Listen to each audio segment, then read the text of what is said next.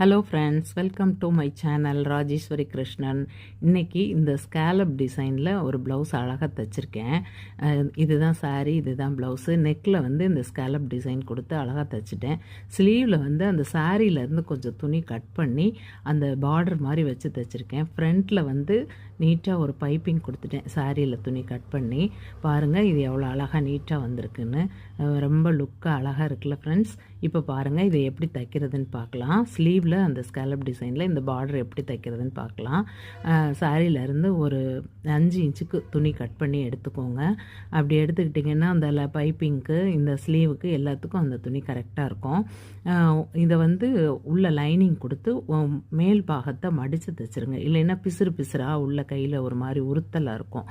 அதனால இந்த மாதிரி மேலே ஒரு தையல் மடித்து தைச்சிருங்க. மடித்து தைச்சிட்டு இப்போ இதை வந்து நல்லா நீட்டாக இது பண்ணி முடிஞ்சால் அயன் பண்ணிக்கலாம். அயன் பண்ணால் இன்னும் நீட்டாக இருக்கும் ஃபினிஷிங். இப்போ வந்து அந்த ஸ்கேலப் டிசைன் ஸ்லீவ் தைச்சி வச்சுருக்கோம் இல்லையா, அதை எடுத்து அந்த இதில் 1 இன்ச்சு வெளியில் தெரிகிற மாதிரி வச்சுக்கோங்க.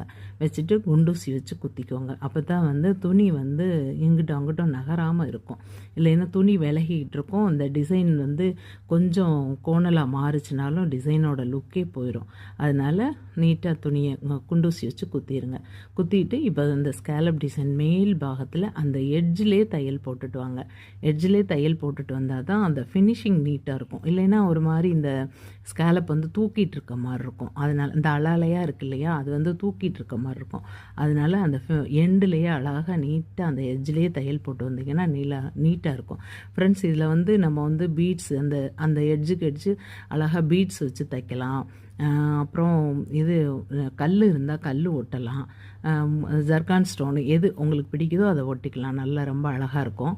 இவங்க வந்து எதுவும் வேணாம், ப்ளைனாகவே இருக்கட்டும் அப்படின்ட்டாங்க ஃப்ரெண்ட்ஸ். இந்த உள்ளுக்குள்ளே போட்லி பட்டன் வச்சு தைச்சா கூட ரொம்ப அழகாக இருக்கும் பார்க்குறதுக்கு. இப்போ வந்து நான் அந்த ப்ளைனாகவே ஃபுல்லாக தைச்சி வந்துட்டேன். தைச்சி வந்தோடனே பாருங்கள் எவ்வளோ நீட்டாக இருக்குதுன்னு சொல்லிட்டு.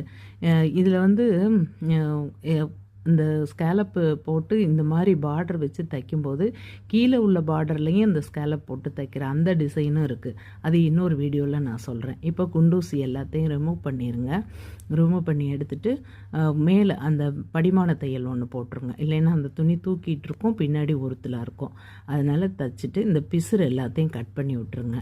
கட் பண்ணி விட்டுட்டு பார்த்திங்கன்னா இப்போ நீட்டாக அந்த ஸ்கேலப்பு ஸ்லீவு அழகாக வந்துருச்சு சாரி பார்டரில். இதுதான் சாரிக்கு இந்த ஸ்லீவ் வச்சு டிசைன் பண்ணியிருக்கேன்.